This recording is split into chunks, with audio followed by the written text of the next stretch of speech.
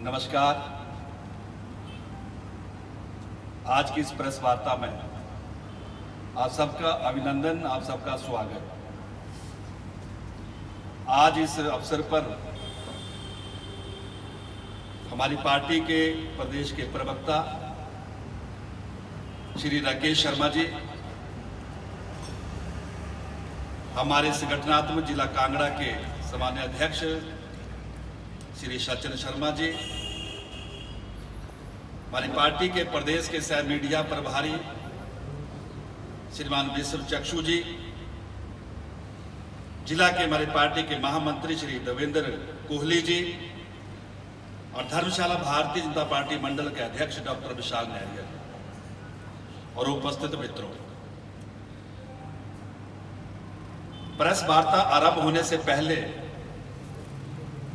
हमारे छोटे भाई संदीप जी ने आपको एक वीडियो क्लिप दिखाई है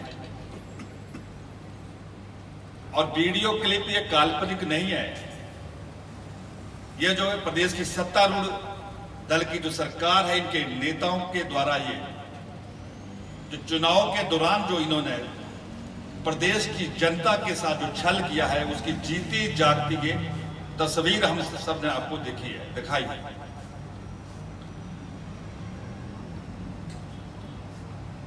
ये इस प्रदेश का दुर्भाग्य है कि प्रदेश एक ऐसे मोड़ पर आ खड़ा है कि हिमाचल प्रदेश की सुक्खू सरकार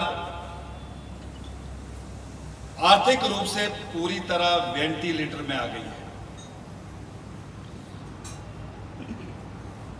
पिछले 1.5 वर्ष के जो शासन काल में ये कांग्रेस की सरकार अपने कुशासन और वित्तीय कुप्रबंधन के कारण अपने ही बोझ तले ये प्रदेश की कांग्रेस सरकार दब जाएगी। मैं पूरे विश्वास के साथ आज कह रहा हूं कि इस सरकार का बचना मुश्किल हो जाएगा। ये सरकार आज भी जाएगी और ये सरकार कल भी जाएगी। मैं हिमाचल प्रदेश की दूसरी शीतकालीन राजधानी धर्मशाला में आपके साथ रूबरू हो रहा हूं। ऐसा कोई भी विषय नहीं है कि जो धर्मशाला की प्रेस से अछूता रहा हो। आप इस बात के गवाह है कि भारतीय जनता पार्टी के पिछले शासनकाल में 5 वर्षों में प्रदेश के समुचित विकास के लिए लगभग 27,000 करोड़ रुपए का जो है ऋण लिया था और उस लिए गए ऋण से हिमाचल प्रदेश के भौगोलिक तौर पर जहां भी कहीं यह आवश्यक था कि विकास की दृष्टि से जो भी निर्णय लेना था, प्रदेश की सरकार ने समय समय पर वो निर्णय लिए और एक छोटे से छोटे और बड़े से बड़े, चाहे हमारे पंचायती राज के प्रतिनिधि थे, चाहे हमारे नगरीय इकाई जो है उनके प्रतिनिधि थे,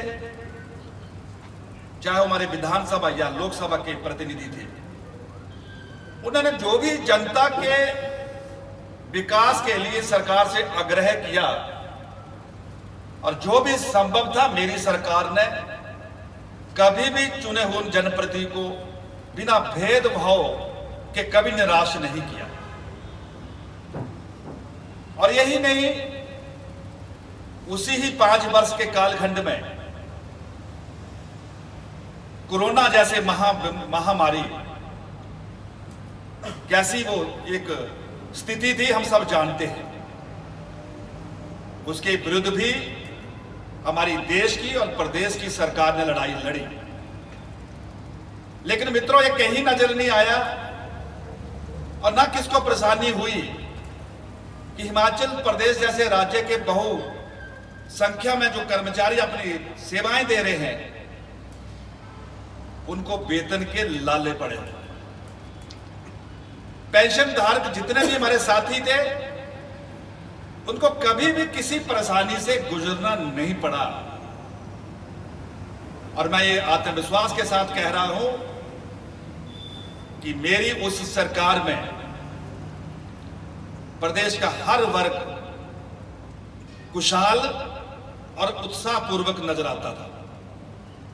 विषय ये नहीं है कि हम सत्ता से बाहर हुए, उस विषय पे भी मैं आऊंगा कि सत्ता से हम पॉइंट में कैसे बाहर हुए, उसकी वीडियो क्लिपिंग आपने देखी है। लेकिन कांग्रेस की सरकार ने पिछले 1.5 वर्ष के अपने शासनकाल में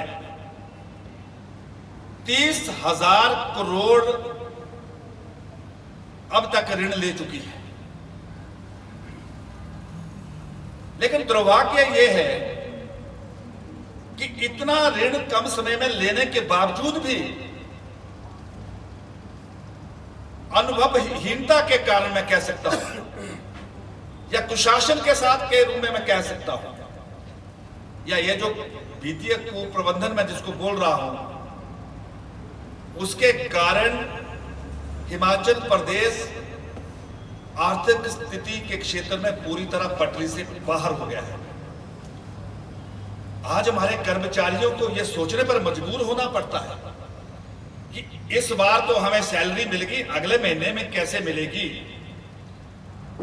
और कर्मचारी खुलकर मजाक कर रहे हैं कि भाई इस बार जो सैलरी मिली है, हम कोशिश करेंगे कि ये सैलरी हमारी अगले 15 तारीख तक जो है वो हमारा साथ दे, क्योंकि इस सरकार पर कोई विश्वास ही नहीं रहा है। इसी तरह हमारे जो पेंशन धारक हैं, शायद आज उनके खाते में पेंशन आई होगी। ये हिमाचल प्रदेश की क्या आर्थिक स्थिति बन गई है। आज इसकी चर्चा हिमाचल में नहीं, मैं कह सकता हूं कि देश के हर भूभाग में हिमाचल प्रदेश की ये जो आर्थिक तस्वीर बनी है आज, इसका लोग मजाक उड़ा रहे हैं। आखिर इसके लिए जिम्मेवार कौन है?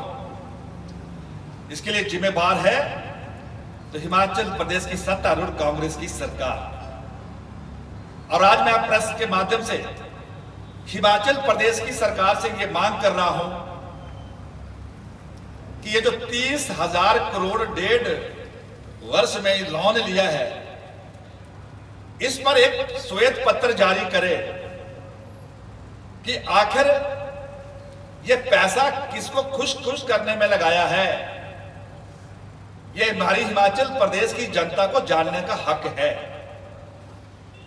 और मैं खुला आह्वान कर रहा हूं हिमाचल प्रदेश की सरकार से कि हिमाचल प्रदेश के लोग सरकार के श्वेत पत्र का इंतजार करेंगे। आज मित्रों, हिमाचल प्रदेश का हर वर्ग चिंतित है। जिस तरह से नई व्यवस्था का ढोल बजाने वाली एक कांग्रेस सरकार हिमाचल में आई थी, तो हिमाचल के लोगों को लगने लगा कि निश्चित तौर पर एक नया नारा दिया, नई व्यवस्था लेकर हम काम करेंगे। सबको आशा थी, सबको उम्मीद थी। लेकिन जिस प्रकार से आते ही भारतीय जनता पार्टी की सरकार के दौरान जो लगभग 1500 ऐसे संस्थान सबसे पहले आते उन पर ताला लगाने का काम किया। कोविड महामारी जैसे जो हमारे नौजवान अपनी जान की बाजी लगाकर हमारी जान बचाने के लिए तत्पर रहते थे, उनको भी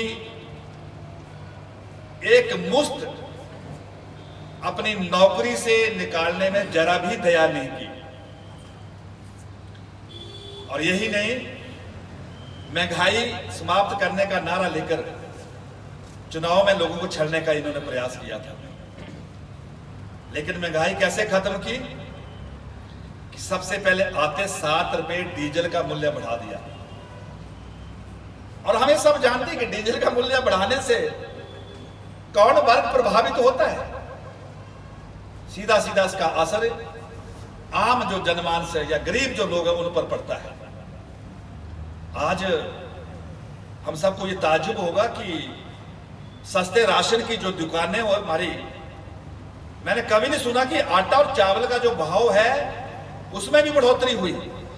तेल तो दालें बढ़ती रही, उसमें तो 1.5 वर्ष में इन्होंने जो करना था वो कमाल करके दिखाया है। लेकिन इस बार आटे और चावल के मूल्य भी बढ़ा दिए। स्टाम्प ड्यूटी की आज पूछिए आप तहसील में जाकर क्या स्थिति है, लोक मित्र केंद्र में जाके पता करिए कि कितना टैक्स लग गया है। और यहां तक कि जो एक बीपीएल परिवार का व्यक्ति पंचायत से कोई प्रमाण पत्र ले तो उसको भी 50 रुपए टैक्स देकर अपनी जान बचानी पड़ेगी। आज सीमेंट का भाव कहां पहुंच गया है? आपने कभी सुना कि हिमाचल प्रदेश में एक सप्ताह में 25 रुपए की बढ़ोतरी हो जाए? और ये 25 रुपए नहीं, एक वर्ष के अंदर 100 रुपए की बढ़ोतरी। ये कांग्रेस सरकार का गरीबी दूर करने का तोहफा है। 1.5 वर्ष पहले 6,000 का एक क्रशर का टिप्पर आता था रेत का, आज 12,000 से कम नहीं आ रहा है। ये गरीबी दूर करने के उपाय नई व्यवस्था में आने वाले लोगों के, मैं तुलनात्मक तथ्यात्मक ये सारे आंकड़े आपके समक्ष रख रहा हूं। इसी तरह अभी आपने एक वीडियो क्लिपिंग देखी है। सबसे पहले माननीय प्रदेश के मुख्यमंत्री जी बोल रहे थे, उसके बाद माननीय प्रदेश के उप मुख्यमंत्री जी बोल रहे थे, उसके बाद कांग्रेस की राष्ट्रीय नेत्री श्रीमती प्रियंका वाडेरा कह रही थी, उसके बाद कांग्रेस की प्रदेश अध्यक्षा श्रीमती प्रतिभा सिंह जी कह रही थी, और उसके बाद कुल्लू से कांग्रेस के माननीय विधायक श्री सुंदर सिंह ठाकुर जी भी कह रहे थे।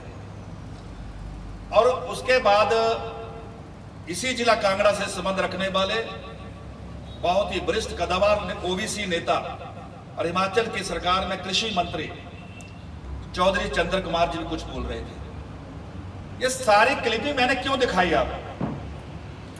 भारतीय जनता पार्टी हमेशा तथ्यों पर बात करती है। हमें किसी पर भी गलत आरोप लगाने का अधिकार नहीं है और ना हमारे स्वभाव में है। लेकिन मैं ये कह सकता हूं कि अगर 1% से हिमाचल प्रदेश की भारतीय जनता पार्टी की सरकार सत्ता से बाहर हुई है तो उसमें हिमाचल प्रदेश की हमारी बहनों का भी बहुत बड़ा रोल है। और हमारी बहनें जिस तरह से अभी कांग्रेस के नेता चीख चीख कर कह रहे थे कि एक बहन होगी तो 1500 रुपया, दुई उल्ली 23,000, त्राई बुल्ली 4500 और चौर बुल्ली 6,000, अलग अलग भाषा में हम सुन रहे थे। लेकिन आज कांग्रेस पार्टी के वो ही नेता 1.5 वर्षों में कितनी बार रंग बदल चुके हैं। हिमाचल प्रदेश की विधानसभा चुनाव में तो उन्होंने छला ही, लेकिन इतने महान हैं, इतने बेशर्म हैं कि लोकसभा के चुनाव में भी झूठ बोलने से बाज नहीं आए। और हमें याद है जब देश लोकसभा का चुनाव लड़ रहा था और हमें अपने हिमाचल प्रदेश में देख रहे थे तो समाज कल्याण विभाग के जो कार्यालय होते थे उनमें इतनी पेंशन फार्मों के साथ अपार भीड़ नजर आती थी कि कभी कभी हमें डर लगता था कि बहनें कर क्या रही है।